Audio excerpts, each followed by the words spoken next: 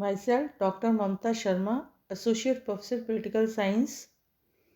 विद्यार्थियों, हम BA part second के second paper Indian political systems को समझ रहे हैं। पूर्व के वीडियोस में भी हमने नेशनलिज्म के कॉन्सेप्ट्स के बारे में, उसके कॉजेस, उनके दलों के बारे में समझा। उसी कंटिन्यूटी में आज हम उसके आगे Gandhian era and non corporation movements के बारे में समझेंगे। विद्यार्थियों, इसके अंतर्गत हमने देखा कि गांधीवादी युग और असहयोग आंदोलन जो शुरू हुआ, उससे पहले 1909 से लेकर 1919 के काल में भारतीय राजनीति में 3 प्रमुख घटनाएं घटित हुई। नंबर 1, होम रूल या गृह शासन आंदोलन। नंबर 2, 1916 का कांग्रेस लीग समझौता। और तीसरा 20 अगस्त 1917 को मॉन्टेग्यू घोषणा। लेकिन इन घटनाओं से अधिक महत्वपूर्ण घटना थी महात्मा गांधी का भारतीय राजनीति में प्रवेश। महात्मा गांधी का भारतीय राजनीति में प्रवेश जो हुआ, उसके अंतर्गत हमने देखा कि महात्मा गांधी के द्वारा भारतीय राजनीति में ब्रिटिश शासन के सहयोगी के रूप में अपना प्रवेश किया था।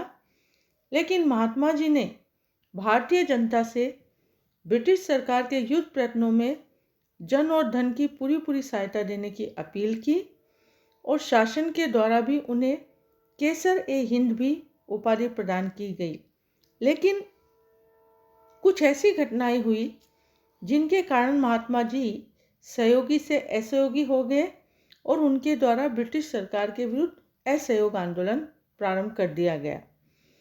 असहयोग आंदोलन की अगर हम पृष्ठभूमि के बारे में देखते हैं तो सबसे पहले हमने देखा कि इस आंदोलन से पूर्व जनता में घोर निराशा और असंतोष था, क्योंकि युद्ध काल में भारत राष्ट्र ने ब्रिटेन को जन और धन से भरपूर सहायता दी थी और युद्ध से भारतीय राष्ट्रवाद को अपूर्व प्रोत्साहन प्राप्त हुआ था।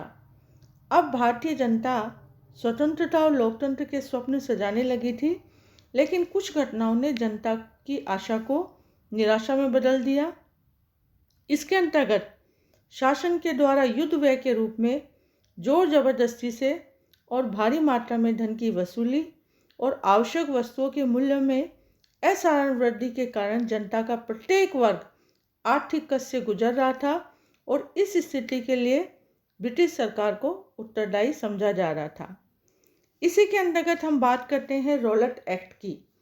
तो ब्रिटिश सरकार युद्ध काल के बाद भी आतंकवादी तत्वों पर नियंत्रण के नाम पर दमनात्मक शक्तियां अपने हाथ में बनाए रखना चाहती थी। अतः भारत के सभी वर्गों के विरोध के बावजूद रॉलेट कमेटी की रिपोर्ट को कानूनी रूप देते हुए रॉलेट एक्ट बनाया गया, जिनके अनुसार किसी भी व्यक्ति को गिरफ्तार कर उसे मनमाने समय तक नज़रबंद रखा जा सकता था। 18 मार्च 1919 को रॉलेट एक्ट पारित हुआ, जिसके अंतर्गत मोतीलाल नेहरू ने कहा था कि अपील, वकील और दलील की व्यवस्था का अंत कर दिया जाए। थर्डली, हम इसकी पृष्ठभूमि की बात करते हैं तो इसके अंतर्गत जलियांवाला बाग हत्याकांड भी एक कारण है। अतः महात्मा जी ने रॉलेट एक्ट के विरुद्ध सत्याग्रह प्रारंभ करने का निश्चय किया और सत्याग्रह का प्रारंभ सार्वजनिक हड़ताल के माध्यम से करते हुए 30 मार्च 1919 को संपूर्ण देश में हड़ताल करने का निश्चय किया गया। इस तरह से जो जलियांवाला हत्याकांड हुआ, इस दुष्घटना का राष्ट्र के मन और मस्तिष्क पर व्यापक प्रभाव पड़ा और रविंद्रनाथ टैगोर ने अपना सर का खिताब छोड़ दिया और वायसराय के कार्यकारिणी के सदस्य शंकर नायर ने मार्शल लॉ जारी करने के विरोध में कार्यकारिणी से त्यागपत्र दे दिया। इसी के अंतर्गत हम बात करेंगे असहयोग आंदोलन की पृष्ठभूमि में तो हंटर कमेटी की रिपोर्ट। हंटर कमेटी की रिपोर्ट जो की गई, इसके अंतर्गत हत्याकांड की जांच करने के लिए इस कमेटी का हंटर कमेटी की नियुक्ति की गई। लेकिन इस कमेटी ने हत्याकांड के लिए उत्तरदायी जनरल डायर को दंड देने की सिफारिश करने के स्थान पर उनके कार्य को कर्तव्य से सत्यनिष्ठ लेकिन गलत धारणा पर आधारित बतलाते हुए उनका परोक्ष समर्थन किया। इसी तरह खिलाफत आंदोलन। इस महायुद्ध में ब्रिटिश सरकार ने भारत के मुसलमानों को टर्की के सुल्तान की स्थिति बनाए रखने के संबंध में कुछ आश्वासन दिए थे, लेकिन युद्ध के बाद ब्रिटेन ने टर्की के साथ जो सेवर्स की संधि की थी उनके द्वारा इन आश्वासनों को भंग कर दिया गया और इस संधि के द्वारा टर्की के सुल्तान के अधिकार भी छीन लिए गए। इससे टर्की के सुल्तान को अपना खलीफा, जिसे हम धर्मगुरु कहते हैं, मानने वाले भारतीय मुसलमान ब्रिटिश शासन के बहुत अधिक विरुद्ध हो गए और उन्होंने खिलाफत आंदोलन, जिसे हम खलीफा की सत्ता की पूर्ण स्थापना का आंदोलन कहते हैं, शुरू कर दिया गया। अतः महात्मा गांधी ने खिलाफत आंदोलन का समर्थन किया और हिंदू मुस्लिम एकता के आधार पर ब्रिटिश सरकार के विरुद्ध असहयोग आंदोलन करने का निश्चय किया। तत्पश्चात कांग्रेस की नीति में परिवर्तन आया और सितंबर 1920 में कलकत्ता में कांग्रेस का जो विशेष अधिवेशन हुआ उसमें महात्मा जी ने असहयोग आंदोलन संबंधी प्रस्ताव रखा और सभापति लाला लाजपत राय सहित अनेक वरिष्ठ नेताओं के विरोध के बावजूद गांधी जी का प्रस्ताव भारी बहुमत से स्वीकृत हो गया। असहयोग आंदोलन के कार्यक्रम और प्रगति की अगर हम बात करें तो सन 1919 का वर्ष भारतीय जनता के लिए असहयोग का संदेश लेकर आया और असहयोग आंदोलन का उद्देश्य यह था कि ब्रिटिश भारत की जो भी राजनीति, सामाजिक और आर्थिक संस्थाएं हैं उन सब का बहिष्कार कर दिया जाए। इस प्रकार की मशीनरी को बिल्कुल ठप कर दिया जाए। इसके जो कार्यक्रम थे असहयोग आंदोलन के, उसके अंतर्गत फर्स्टली सरकारी वैतनिक तथा अवैतनिक पदों एवं उपाधियों का त्याग किया जाए। सेकेंडली सरकारी और अर्ध सरकारी स्कूल और कॉलेज का बहिष्कार किया जाए। थर्डली 1919 के अधिनियम के अंतर्गत होने वाले चुनावों का बहिष्कार किया जाए।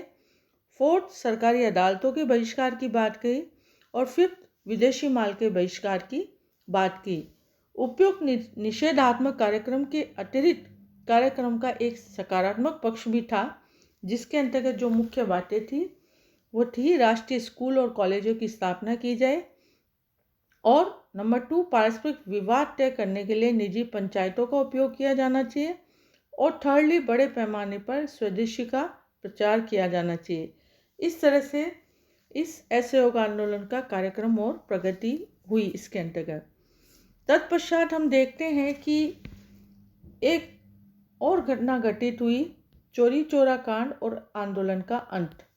चौरी चौरा कांड के अंतर्गत हमने देखा कि आंदोलन के आकस्मिक स्थगन का अन्य नेताओं द्वारा तीव्र विरोध किया जाना स्वाभाविक था और 7 दिन का समय समाप्त होने के पूर्व ही एक ऐसी घटना हुई जिसने संपूर्ण स्थिति को बदल दिया।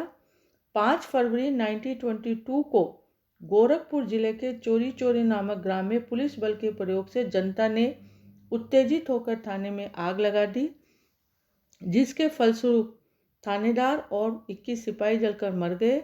अतः अहिंसावादी गांधी हिंसा के इस क्रूर प्रयोग को सहन नहीं कर पाए और उन्होंने चित्तरंजन दास, मोतीलाल नेहरू, लाला लाजपत राय और सुभाष चंद्र बोस आदि सभी नेताओं द्वारा मना किए जाने पर भी 11 फरवरी 1922 को आंदोलन स्थगित कर दिया।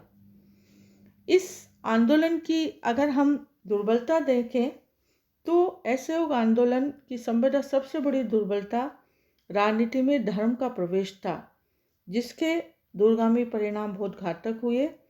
खिलाफत का प्रश्न, जो एक धार्मिक प्रश्न था, उसे राष्ट्रीय आंदोलन के रूप में राजनीतिक मसले के साथ मिलाना दुर्भाग्यपूर्ण था।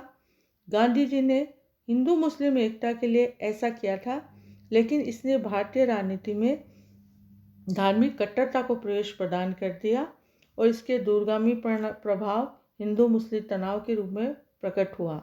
इस तरह से हम देखते हैं कि आंदोलन से भारतीयों ने जिन उच्च आशाओं से जन्म लिया था, उनमें से किसी के भी पूरे हुए बिना आंदोलन के स्थगन का एक मनोवैज्ञानिक प्रभाव अच्छा नहीं हुआ। लेकिन उपयुक्त दुर्बलताओं के होते हुए भी इस बात से इनकार नहीं किया जा सकता कि असहयोग आंदोलन भारतीय स्वतंत्रता की दिशा में एक महत्वपूर्ण कदम था। इसके अंतर्गत हमने देखा फर्स्टली कि इसने राष्ट्रीय आंदोलन को एक जन आंदोलन का रूप प्रदान किया। इसने जनता में अपूर्ण त्याग और साहस की भावना का संचार किया। अब तक देशभक्ति या राष्ट्रीयता कुछ गिने चुने व्यक्तियों की विरासत समझी जाती थी। महात्मा गांधी और असहयोग आंदोलन के प्रभाव से यह सर्वसाधारण की संपत्ति बन गया। अतः असहयोग आंदोलन पहला जन आंदोलन था।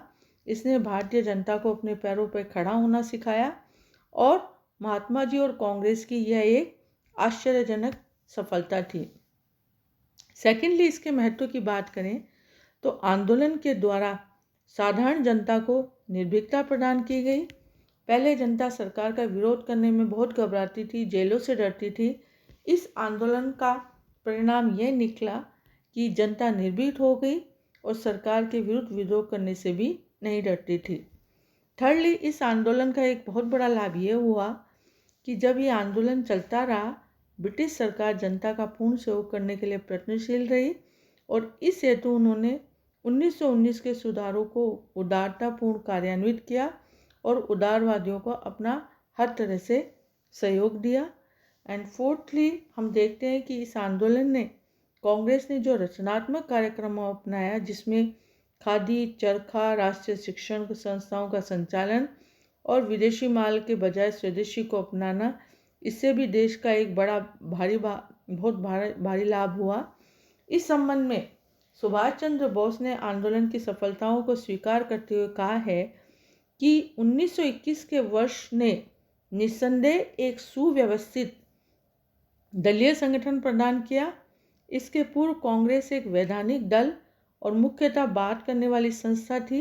महात्मा जी ने इसे एक नया विधान दिया और देशव्यापी बनाया और उन्होंने इसे एक क्रांतिकारी संगठन के रूप में परिवर्तित कर दिया। इस तरह से हमने देखा कि भारतीय राजनीति में गांधी जी का प्रवेश किस तरह से हुआ और असहयोग आंदोलन की भूमिका किस तरह से हुई, क्या इसके पॉजिटिव एस्पेक्ट्स थे, क्या इसके नेगेटिव एस्पेक्ट्स थे और यह आंदोलन किस तरह से सफल हुआ, इसकी महत्ता कैसे बनी रही। आज के वीडियो में हम इतना ही देखेंगे। नेक्स्ट वीडियो में हम गांधी के नेक्स्ट एस्पेक्ट को देखेंगे। धन्यवाद।